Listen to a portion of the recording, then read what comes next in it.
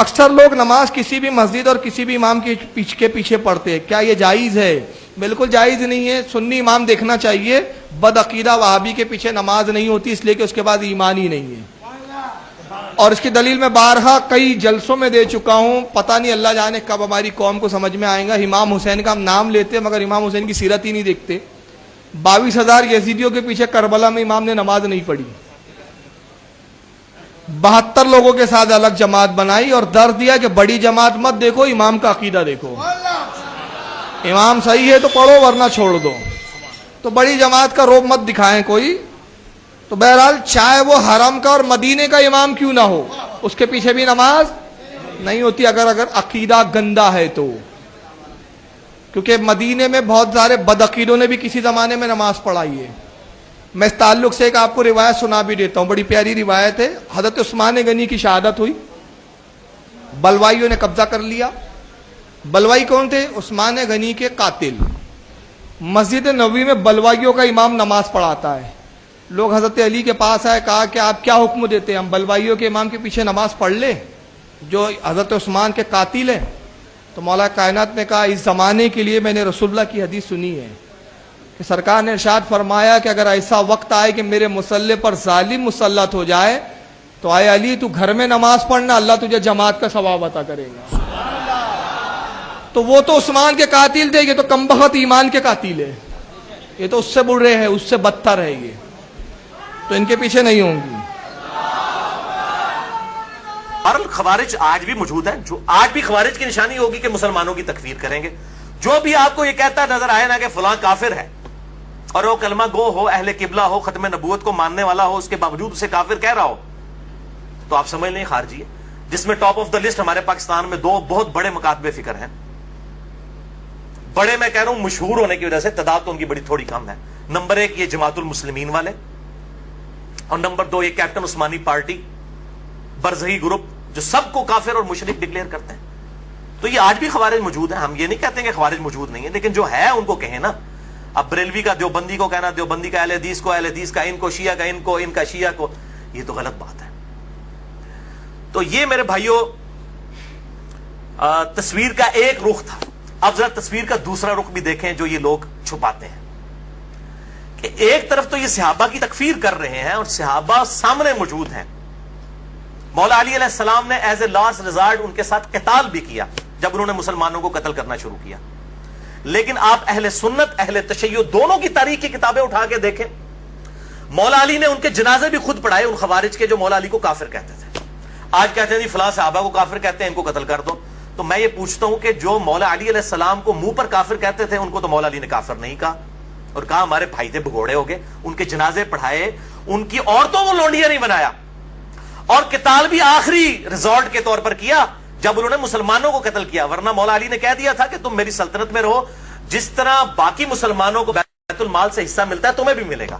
لیکن جب انہوں نے مسلمانوں کو قتل کرنا شروع کیا تو ایز اے لاسٹ ریزارٹ مولا علی رضی اللہ تعالیٰ عنہ علیہ السلام نے تلوار اٹھائی، اور اس کی بشارتیں اس میں موجود ہیں ریسرچ پیپر کے اندر کہ آپ صلی اللہ علیہ وسلم نے فرمایا تھا کہ قرآن حکیم کو منوانے کے لیے جس طرح مجھے کافروں کے خلاف قتال کرنا پڑا ہے، میرے صحابہ میں ایک خوش نصیب وہ بھی ہے جسے مسلمانوں کے خلاف قتال کرنا پڑے گا قرآن کو منوانے کے لیے۔ ابو بکر اور عمر بھی موجود تھے، انہوں نے پوچھا یا رسول اللہ ہم ہیں؟ آپ نے فرمایا نہیں، بلکہ وہ شخص جو میری جوتیاں گانٹ رہا ہے۔ آپ صلی اللہ علیہ وسلم کی جوتیاں اس وقت سیدنا علی گانٹ رہے تھے۔ صحابہ دوڑے مولا علی رضی اللہ تعالیٰ عنہ علیہ السلام کی طرف اور کہا کہ آپ کے بارے میں نبی صلی اللہ علیہ وسلم نے اتنی بڑی پریڈکشن فرمائی ہے۔ تو مولا علی مسکرا پڑے، جسے صحابہ کہتے ہیں ہم سمجھ گئے کہ آپ کو پتا تھا یہ کہ میں نے آن دا بہاف آف پروفٹ ان لوگوں کے خلاف قتال کرنا ہے۔ اور یہ حدیث الحمدللہ صحیح سند کے ساتھ مسند امام احمد میں جلد 3 صفحہ 82 پر 11790 ہے، اور اسی طریقے سے سنن نسائی الکبریٰ میں 8457 نمبر ہے، صحیح سند کے ساتھ الحمدللہ یہ حدیث موجود ہے۔ یہ کربلا والے میرے ریسرچ پیپر میں نے ڈالی ہوئی ہے۔ تو یہ دوسرا میں آپ کو کنٹراسٹ بتا رہا ہوں۔ اسی طریقے سے اسی ریسرچ پیپر میں نے وہ روایت ڈالی ہے 24 نمبر پر کہ المصنف ابن ابی شیبہ میں انٹرنیشنل نمبر کے مطابق 37,942 نمبر اثر ہے کہ مولا علی علیہ السلام سے خود پوچھا گیا کہ بتائیے کہ یہ خوارج جو ہیں کیا یہ مشرک ہیں جو آپ کو مشرک اور کافر کہتے ہیں؟ آپ نے فرمایا یہ مشرک نہیں ہے، یہ شرک سے ہی تو بھاگے ہیں، یہ اس لیے مجھ سے دور ہوئے کہ انہیں یہ گمان ہوا کہ میں غلط ہوں، میں شرک میں مبتلا ہو چکا ہوں. انہوں نے اپنے گمان میں یہ سمجھا یہ شرک سے بھاگنے کے لیے انہوں نے کیا, مشرک نہیں ہے. پھر پوچھا گیا کیا منافق ہے؟ تو سیدنا علی نے کہا یہ تو اتنی لمبی لمبی نمازیں پڑھتے ہیں, قرآن تو کہتا ہے منافق تو بڑا تھوڑا اللہ کا ذکر کرتے ہیں, یہ منافق بھی نہیں ہے. اندازہ کریں آپ, یہ آپ دیکھیں پازیٹو, جس کو کہتے ہیں نا پازیٹو اپروچ, حسن ظن. کہا ہمارے بھائی تھے بگوڑے ہو گئے. میں یہی کہتا ہوں کہ یہ آج بھی جب کسی کے ساتھ اختلاف ہو تو آپ زیادہ سے زیادہ یہ کہہ دیا کریں کہ ہمارے بھائی تھے بگوڑے ہو گئے, بجائے کہ آپ کفر و شرک کے فتوے لگانا شروع کر دیں. یہ سیدنا علی آپ دیکھیں کیا پازیٹو ان کی اپروچ تھی. تو یہ نہیں وہ بتاتے ہیں کہ بھائی خوارج کے بارے میں, خوارج وہ کہتے ہیں اور قتل کرو, یہ نہیں بتاتے خوارج کے بارے میں سیدنا علی کا ایٹیچیوڈ کیا تھا. اچھا, اسی طریقے سے ابن عمر رضی اللہ تعالیٰ عنہ کا جو قول پیش کرتے ہیں صحیح بخاری 6930 نمبر حدیث کی ہیڈنگ سے, کہ ابن عمر کہتے تھے جی خوارج بدترین مخلوق ہے, کہ یہ کافروں کے بارے میں جو آیات نازل ہوئی مسلمانوں پر چسپاں کرتے ہیں. لیکن اس تصویر کا ایک دوسرا رخ بھی موجود ہے.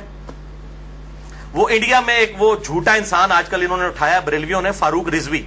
وہ روایتیں عجیب و غریب اکٹھی کر کر کے تو بیان کر رہا ہوتا ہے. یہ فاروق رضوی کو بھی میں یہ علمی طور پر جواب دے رہا ہوں, اینٹی وینم, کہ میرے بھائی اس کو بھی پڑھ, یہ بھی چیزیں موجود ہیں کہ ابن عمر کا اگر وہ قول ہے نا خوارج کے بارے میں تو یہ بھی موجود ہے. جو میں نے اپنے اس ریسرچ پیپر میں واقعہ کربلا کا حقیقی پس منظر 72 صحیح الاسناد حدیث کی روشنی میں 24 نمبر پہ ڈالا ہے, اور سنن کبریٰ البیہقی میں, سنن کبریٰ البیہقی میں انٹرنیشنل نمبر کے مطابق 5088 نمبر ہے کہ ابن عمر خوارج کو سلام بھی کیا کرتے تھے, حالانکہ وہ اس وقت مسلمانوں کو قتل کر رہے تھے. اور ابن عمر فرمایا کرتے تھے کہ جب تک خوارج کی مسجدوں سے حی علی الصلاح حی علی الفلاح کی آوازیں آئیں گی, ہم ان اذانوں کا جواب بھی دیں گے, ان کے پیچھے نمازیں بھی پڑھیں گے, ان کے سلام کا بھی جواب دیں گے, لیکن جب ہمیں یہ کہیں گے کہ ہم اپنے مسلمان بھائیوں کو قتل کریں پھر ہم ان کا ساتھ نہیں دیں گے. یہ ابن عمر خوارج کو بدترین مخلوق سمجھتے تھے. تو ابن عمر تو خوارج کے پیچھے نماز بھی پڑھتے تھے. کیا یہ بریلوی مکتبہ فکر کے لوگ, خصوصاً یہ فاروق رضوی جو پارٹی ہے, یہ تو لیکچر ریکارڈ کروا رہا ہوتا ہے کہ امام کعبہ کے پیچھے نماز نہیں ہوتی ہے, جو ابن عمر خوارج کے تو یہ تو خارجی ہیں.